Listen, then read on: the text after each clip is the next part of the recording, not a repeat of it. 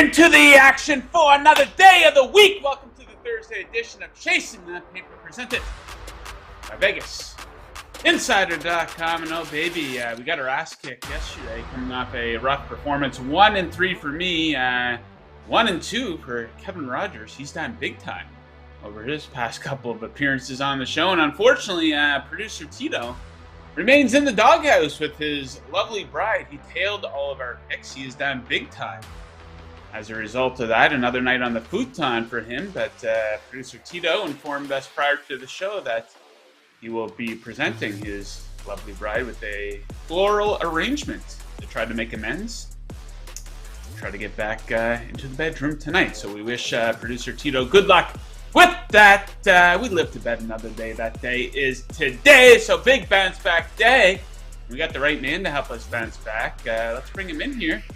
Mr. New York City, the man of the minutes, senior editor over at BetSided, representing the Falcons, built like a fullback, Iain MacMillan. Iain, how's your relationship going? You in the doghouse? You and the girlfriend getting along here lately, or what? Everything's going great, Joe. Everything is just dandy. Oh, my microphone here. But I am coming on the show today to save the show after a rough performance yesterday, because I'm on the hottest sports betting streak I've been on, I think, in my entire life. I just can't lose. 4-1 night last night. I think actually the night before I had a small loss, but I think like over like the last 20 days, I think I've been profitable 18 of them. Bananas. Look at this. Yeah, Iain can't lose. He's got 3 separate 10-leg parlays for us because he can't lose. So if you like 10-leg parlays, today is the show for you. In all seriousness, though, we got a lot to get into here. NBA, college hoops, NHL. Second half of the show, it's going to be our official UFC 283 preview, so you're going to want to stick around for that. All right, enough small talk. Let's get right into the action. The biggest game of the night in the NBA. We got the Warriors in Boston taking on the Celtics. Also, the biggest total of the night in the NBA. The number set at 239. Guess what?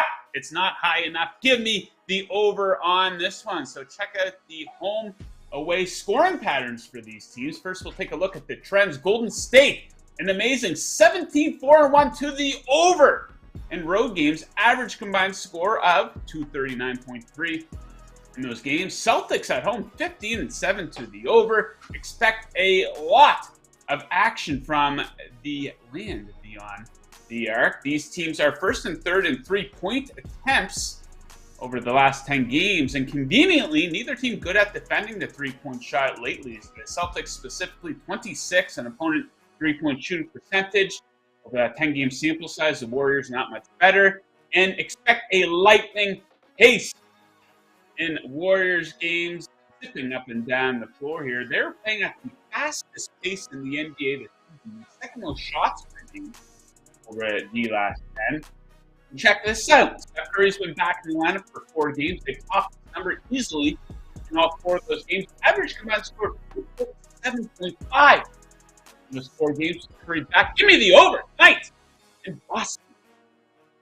All right, Iain, let's shift gears over to college basketball. What are we looking at? Yeah, I'm going to be honest. I got off to a rough start for my college basketball betting season, but I took a couple weeks off. I think I placed a bet here or there. I got back into it last night, went 2-0. So let's keep the momentum going. I'm looking at the Pac-12 tonight. It's a matchup between Utah and Washington State, and I'm going to take the Utes. Small favorites, -3.5 here. Let's look at their shooting splits, because Utah, they're at home tonight, and that's going to make a big difference. Their effective field goal percentage goes up from 45.8% on the road this season all the way up to 54% at home, I believe, if my math is correct. That's an increase of 8.2% in terms of their effective field goal percentage when they're playing on their home court. And we all know this by now. Utah has a stellar defense, 17th in the country in defensive efficiency, 5th in the country in opponent effective field goal percentage, so I expect their defense to carry them tonight. And Washington State, they are vulnerable down low. They are 209th in opponent 2-point field goal percentage, and 59% of points scored against Washington State comes down low. That ranks 352nd in the country. That's going to be big tonight because Utah leans heavily on the 2-point shot. They're not necessarily a big 3-point shooting team. So I think Utah can attack them down low. I think their defense will dominate. And I think they have a significant home court advantage here. So I'll take Utah minus 3.5. All right, back to the biggest game of the night in the NBA. Warriors in Boston, of course. Let's take a trip to Prop City. My favorite prop for the game. I'm going to take Steph Curry to have over 4.5 three-pointers. Plus money on this one, plus 115. So he absolutely terrorizes the Celtics from three-point land. In their matchup earlier this season, he hit 6 against them. In the finals last season, he had 6 twice, 7 twice, and a 5. Go back to 2021, a game in Boston. He had 11 three-pointers in that game. Of course, insane volume from deep for Curry. Obviously, he leads the NBA in three-point attempts this season. But check this out. 2 separate games since his return, just 4 total games. He's had 15 attempts 2 separate times. Crazy stuff. And, of course, bring it all together. Celtics struggling against the three-pointer. They are 26 in opponent three-point shooting percentage over the last 10 games. Give me Curry to have at least 5 threes plus 115. All right, Iain, we head to the ice. What are you looking at first? Yeah, looking at a total bet here. I've been crushing totals in the NHL this season, which is weird because other sports I suck at totals, but I'm pretty good at them in the NHL. So my favorite one tonight is the under 6.5 between the Anaheim Ducks and the Columbus Blue Jackets. I am flabbergasted, Joe, that this total is at 6.5 because these two teams absolutely suck offensively. They're scoring an average combined goals per game of 4.06. That's combined over their last 10 games. That's 2.5 goals less than what the set total is for tonight. And a big reason why they're averaging so few goals is because they can't put the puck in the back of the net, obviously. Their shooting percentage is 29th and 31st in the NHL over their last 10 games in shooting percentage. Now, I'm going to be honest, when I made this pick last night and I wrote up my notes, I was told Daniel Tarasov was going to start. The news has now shifted. Elvis Merzlikins is expected but not confirmed. So let's just sit back and cross our fingers and hope Tarasov starts because he is much better than Merzlikins. Elvis has left the building. Even if Elvis does play, I'm not concerned because both offenses, like I said previously, absolutely blow. Maybe a little bounce back game here for Elvis. Joe, I know you're a big fan of Elvis, so I'll take the under 6.5 tonight. It's pretty bold naming your child Elvis. Do you know any people named Elvis, Iain? Have you ever met an Elvis? I do not. I'm gonna guess this guy. I'm pretty sure he's European though, so maybe that's a thing to do. Yeah, he's from Latvia. Latvia. I don't know. Is Elvis big? Pride or the shame of Latvia? Perhaps. Okay, Iain was flabbergasted at the line for that one. I'm flabbergasted at the number we can get for this one. Bargain of the night in the NBA. Scottie Barnes of the Toronto Raptors to have 20 or more points going off at plus 280. What an absolute bargain this is. This is just 1.6 points shy of his average on the month. He's already had 5 20-plus point games here in 2023. This includes 3 of his last 4 games. He's hot! And the ball in the bucket. Good opponent for him here. The T-Wolves traveling back after playing in Denver last night. They give up a lot of freebies. He has double-digit free throw attempts in 2 of his last 3 games. This is a man that plays to contact. T-Wolves are allowing the 5th most free throws per game over the last 10 games. Give me Scottie Barnes, 20-plus points going off at plus 280. Beautiful number. Absolutely flabbergasted by that one. All right, Iain.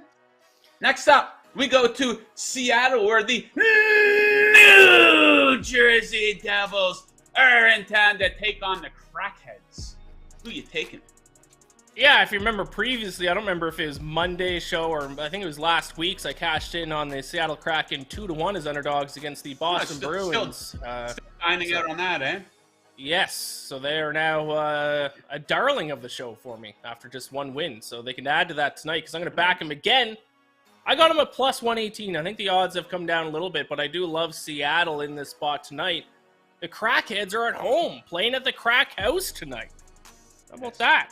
And I don't know what's going on with the New Jersey Devils here. In the first couple months of the season, they were one of the best, if not the best, defensive teams in the entire NHL. That has fallen off a cliff. They're still very good offensively, but defensively, over their last 10 games, 29th in expected goals against in that stretch. That sucks.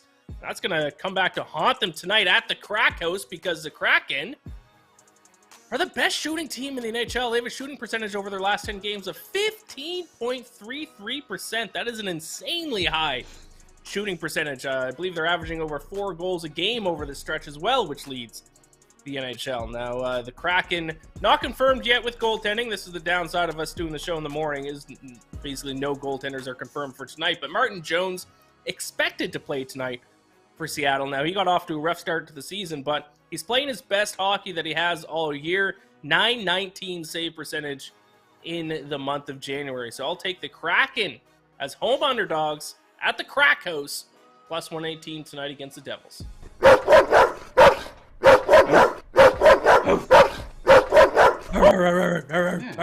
That's Ian's CTP Darlin going head-to-head with my CTP Darlin. As you remember, we rode that Devils win streak earlier in the season right into the ground, so I can't go against New Jersey, especially on the road. Okay, guys, 6 total picks right there.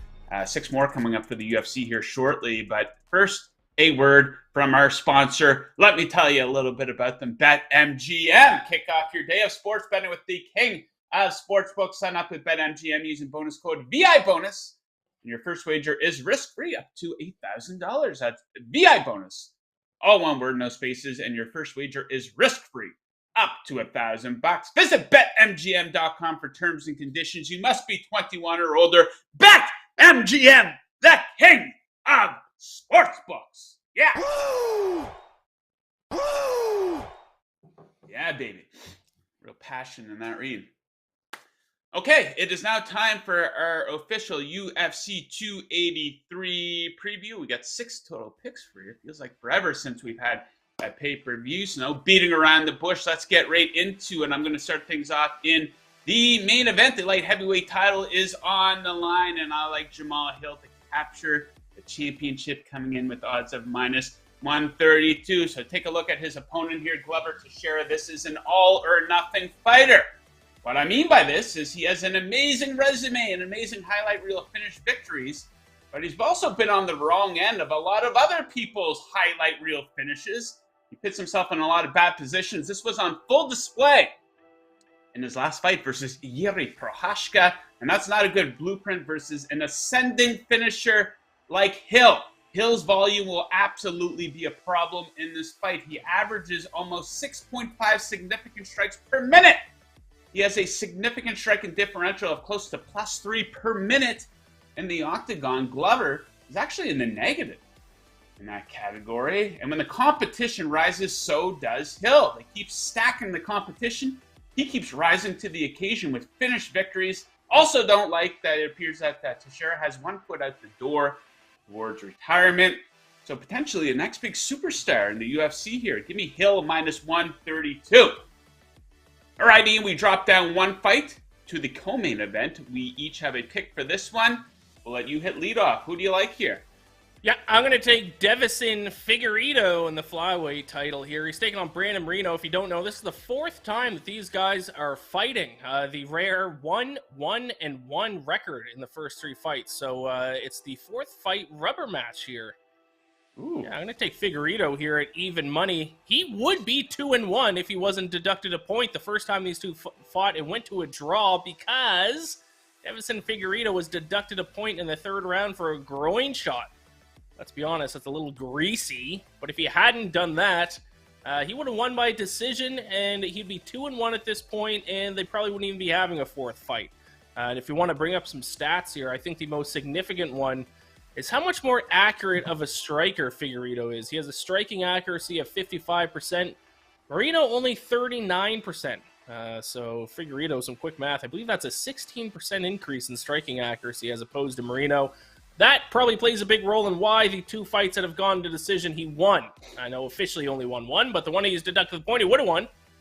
Yeah, even though I'm on Figueiredo, this is a complete toss-up, complete coin flip. There are 3 fights in, 1-1-1. Why not just take the underdog in a fight that's this close? So give me Devison Figueiredo, and still the undisputed champion, at even money. All right. Unfortunately, we are in disagreement on this one. I'm going to take Brandon Marino as a small favorite, -125. And this one, and we're in disagreement because I actually think Marino has the edge in the previous 3 fights that these guys have had. A draw, a razor-thin decision loss, and of course, the incredible finish victory in the second fight. He knows he can finish Figueiredo, but Marino himself has never been finished. If you want to beat this man in a championship fight, you got to do it across 25 minutes, and I have my doubts if Figueiredo can go into those deep waters once again. He barely did it last time out over a year ago, and he hasn't been active since. Marino staying active. Impressive win over Kai Kara-France back in July. And in a fight this close, you got to take any edge you can get. And of course, Marino has age on his side. 6-year age gap between the two fighters. How's that legendary weight cut going to impact Figueiredo in this one as he continues to age, already making it clear he wants to go up to 135. Give me the younger man, Marino, -125.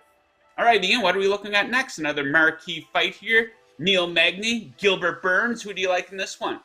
Yep, I'm going to take Gilbert Burns here, but I think he's a massive favorite, so I'm not going to lay the juice. Instead, I'm going to look at a little bit of a prop here. I'm going to take Gilbert Burns inside the distance, so for him to win by TKO, KO, submission, or even disqualification at even money here, available over there at BetMGM. Joe, I think you might agree with me on this, and that's Gilbert Burns is the most underrated fighter in this division. I believe we were both betting on him in his last fight against Chimaev when he was a big underdog. Almost came through for us. 7-2 in his last 9 fights. His only losses in that stretch has come to Kamaru Usman, the former champ, and Khamzat Chimaev, who's apparently the next coming of Jesus Christ, if you talk to some MMA fans. Yeah, he almost finished him. He was a huge underdog, almost finished him a couple times. Gilbert Burns remains one of the most underrated fighters in the division, and Neil Magny struggles with high-level competition. He will beat up on some lower-level tiered guys, but anytime he fights a guy even close to the top of the weight class, he falls. He has losses to Shavkat Rakhmonov by submission, to Michael Chiesa, to Santiago Ponzinibbio. None of those guys are even close to the level of Gilbert Burns. This is might be Neil Magny's toughest fight of his entire career. And if you look at the stylistic aspect of this fight, because styles do make fights, I think Gilbert's jiu-jitsu is going to cause big issues for Neil Magny here. If you don't know, Gilbert Burns is a jiu-jitsu world champion, bronze medalist also at the ADC World Championship, which is the top-tier competition for the sport of jiu-jitsu. And he has, of his 20 wins, 8 of them have come by submission, and now he gets to take on a Neil Magny, whose 5 of his 9 losses in professional MMA have come via submission. So I think Gilbert's jiu-jitsu is going to be the difference maker here. Give me him to win inside the distance. If you want to get a little bit more aggressive, take him to win by submission, but I'll just stay safe. Even money, Gilbert Burns, ITD.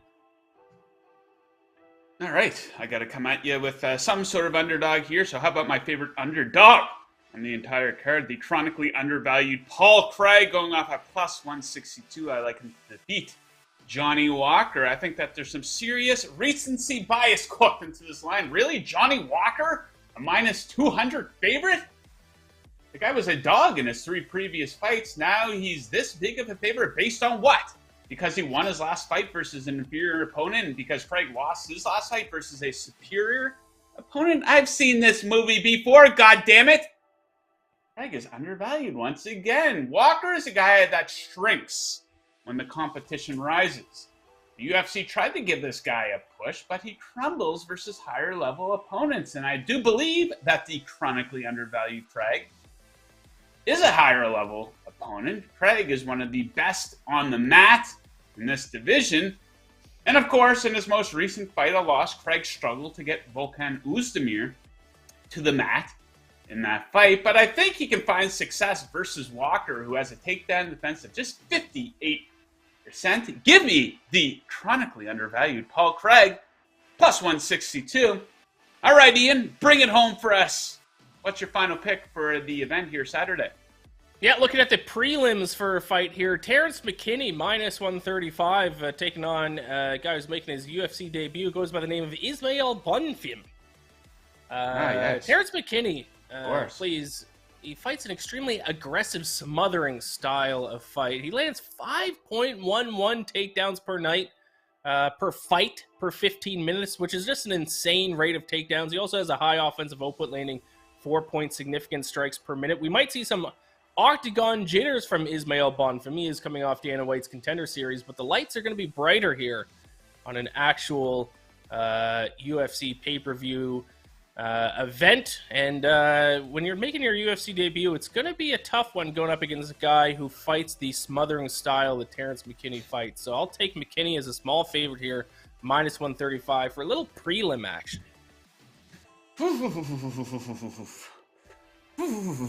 Octagon jitters. Mm.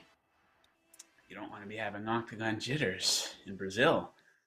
Of all places. All right, guys, we put up a poll on the Vegas Insider Twitter feed this morning asking you to weigh in on the main events. I don't think, maybe a little bit.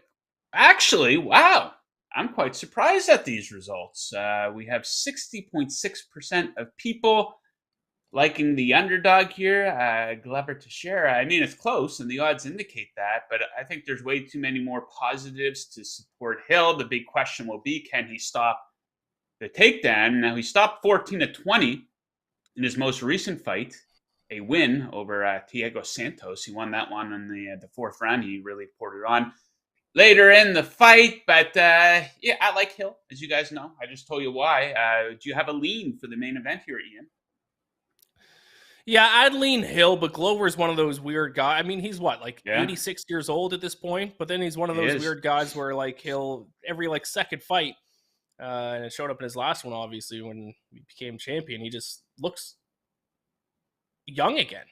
And he comes out and he throws heat. And that's the thing with these old guys is the last thing to go is your power. So sometimes these old power puncher guys can land a big shot and then that's it. Speed goes first, power goes last. So it's hard to for me to completely discount Glover here. But I agree with you. I'm not going to bet on the main event. I think the line is set at the correct number. If I was forced, gun to my head to bet on the event, I'd go Hill.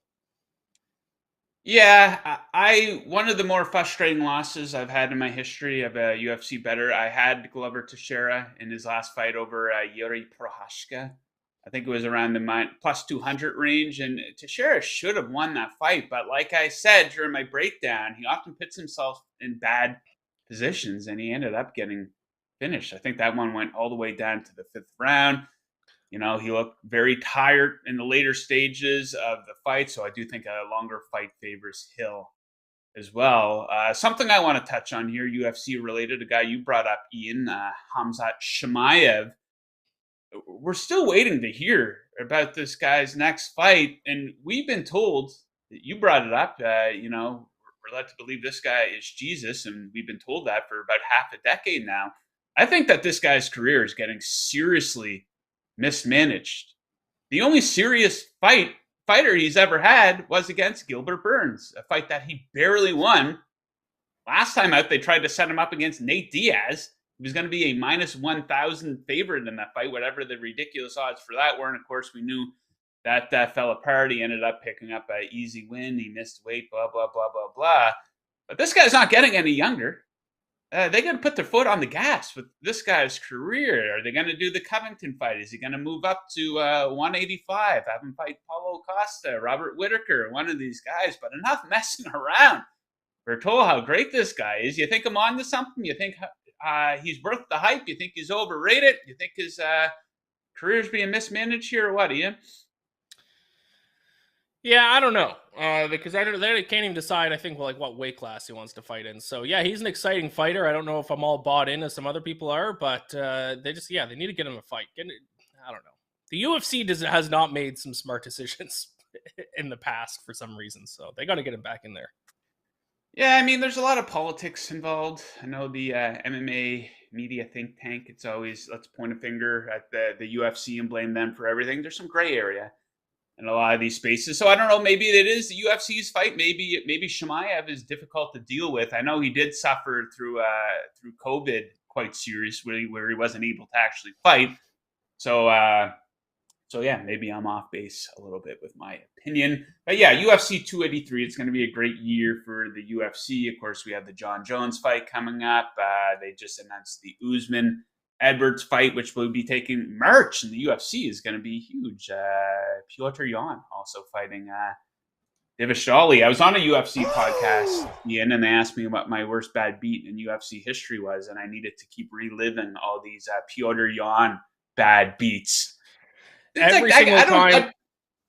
I'll pick him. I don't know if I should bet my own money on him anymore. Like for the Aljamain Sterling one, I told everybody, bet on this guy is cruising to a victory. Illegal knee. Gets disqualified. The next fight versus Sterling probably could have went either way. It was close. But then the Sean O'Malley. Sean O'Malley stands arguing with me that O'Malley actually won that fight. Showing me the striking stats. Do takedowns and octagon control over 5 minutes not matter? A 15-minute fight? Come on, guys. Yeah. So a lot of UFC. That is a question both of us, I'm sure, gets asked quite often, which is, two. You always get asked, what's the biggest bet you won and what's your worst bad beat that you ever had?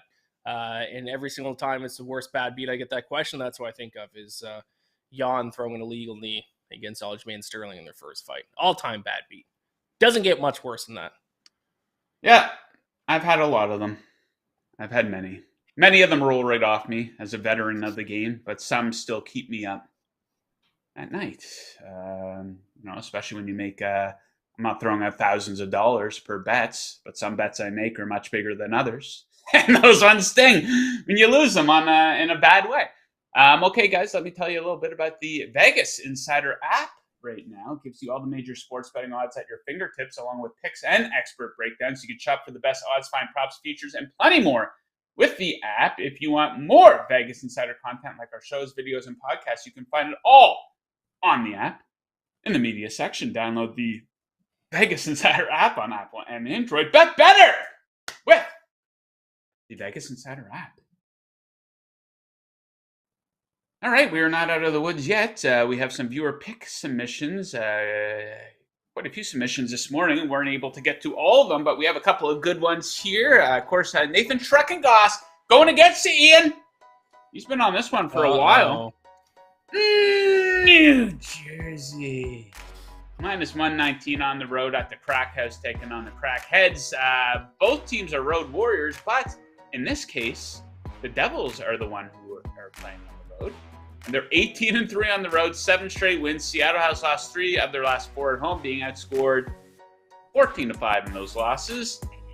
New Jersey's average over the last 10, 5-on-5, but Seattle ranks 27th in expected goals for percentage and 30th in high danger chances for percentage over the last 10 games. Yes, Seattle offensively, at least, I think they outplayed their analytics. They have a lot more goals than expected goals, which is something that kind of scares me off. But yeah, tight game here. Of course, I prefer the Devils because they are my darling.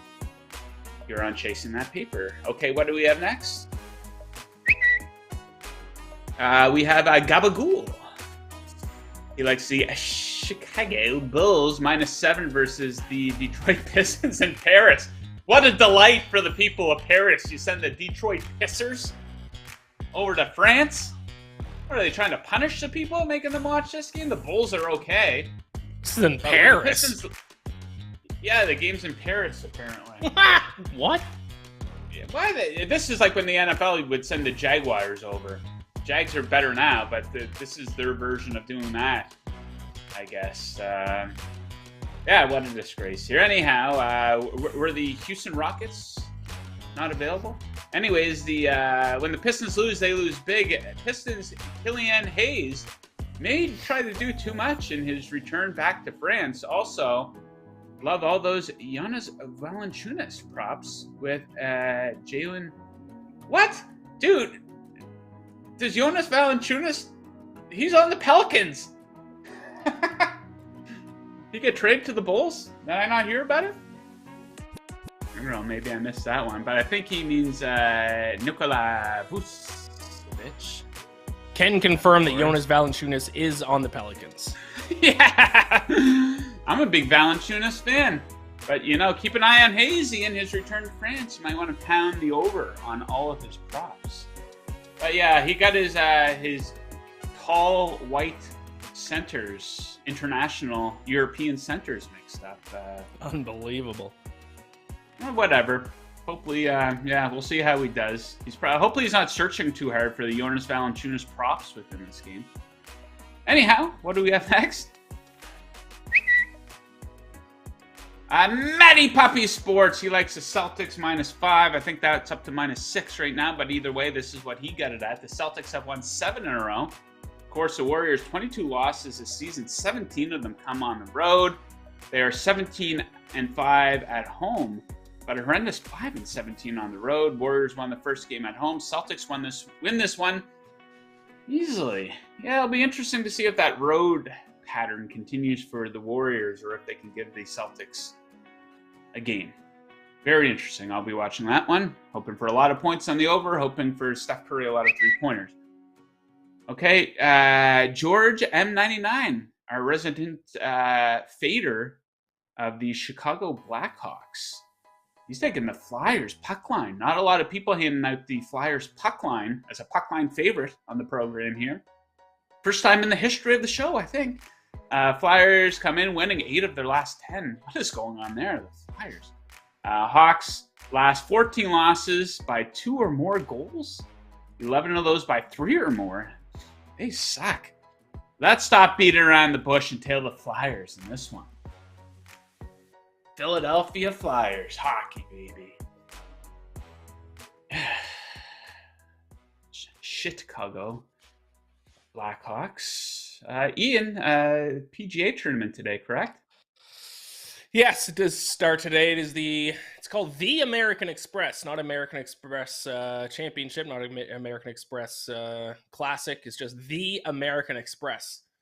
It's my least favorite tournament of the season to bet on, though, Joe, because it takes place at 3 different courses, which makes it almost impossible to handicap. But my picks, if you want them, before it tees off, yes, let's do it. About 10 minutes. Of course. Yeah. My pick to win, Scottie Scheffler. Because it's playing at 3 different courses, it's kind of hard to key in on a style of golfer. So I'm just going to go with one of the best all-around golfers, Jon Rahm, I think, being a little bit overvalued in this field. He's at like 6-1, 7-1, I think. So I'm going Scottie Scheffler at 10-1, 11-1. If you are going to key in on one course, it is the tournament course, because that is the only one that's being played twice. And the most important stat for the tournament course is driving distance. You got to be long off the tee. So I'm looking at a couple long drivers to finish in the top 10. Cam Davis, I believe he's 3-1 to finish in the top 10. And Luke List, plus 750 to finish in the top 10. He always plays well in the Winter California swing. He finished 22nd here 2 straight seasons. So, and he had a pretty good tournament of champions a couple weeks ago as well. So Luke List and Cam Davis top 10, and then Scottie Scheffler to win are my bets for the American Express. Do you like any South Korean golfers in this one?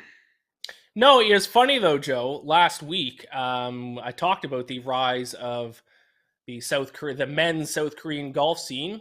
Tom Kim and Sung Jae-im were the top 2 on the odds list. They both missed the cut. I went with the 3rd South Korean on the odds list, KH Lee. He had a solid performance, didn't win. And it looked like the South Korean men's golf scene was about to take a hit. But then, oh man, Siwoo Kim, the 4th South Korean on the odds list, takes home the win. Like 60, 50-1, 40-1.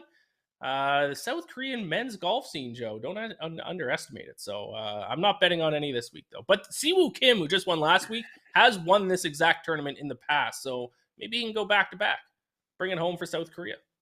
Indeed. I'm a big supporter of the men's South Korean golf scene. My best bet for the tournament, I like Tony Finau to win this one outright.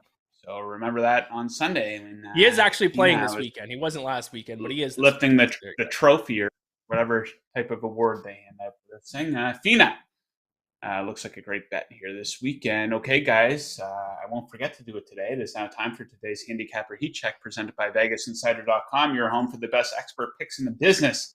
Since 1997, VI experts ASA are heating up with back-to-back 3-0 nights, sweeping all sports. College hoops profits leader Alex Smart is on a 13-5 run, and Scott Rickenbach is on a 3-0 streak in both the NHL and the NBA. Visit VegasInsider.com/picks for tonight's best bets, That's your handicapper heat check. Stay hot, betters. Yeah. How about that? What a tight show today. Covering all NBA, college basketball, NHL, UFC, golf. Strangely, haven't talked much NFL. Byron Leftwich getting canned. No shock there. They're keeping Todd Bowles, though. That team's going nowhere as fast. The Tampa Bay Buccaneers. Stadium will be half empty for every game next year. Okay, Iain, you have a lot out there with your podcast and you work with VegasInsider in regards to the divisional round. What can we check out that you have out there?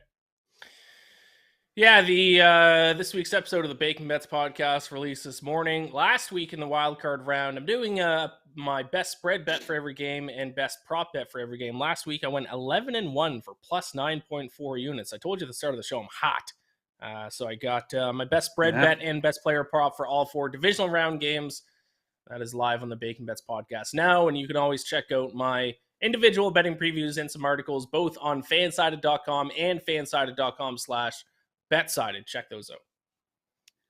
The man, Iain MacMillan. Okay, guys, big show coming up tomorrow. It is our official divisional round picks show. We'll probably have around 4 or 5 picks each. Some tight lines for these games, so you're going to want to tune in for some sides, some totals, some props. In the meantime, Tito is going to get mad at me if I don't say this before we go. If you're on YouTube right now, do the like, do the subscribe right down there as well. So make sure you do that, and make sure you join us again tomorrow. Same time, same place. Best of luck with your bets tonight, unless you are fading us. And as always, keep chasing that paper. Whoa!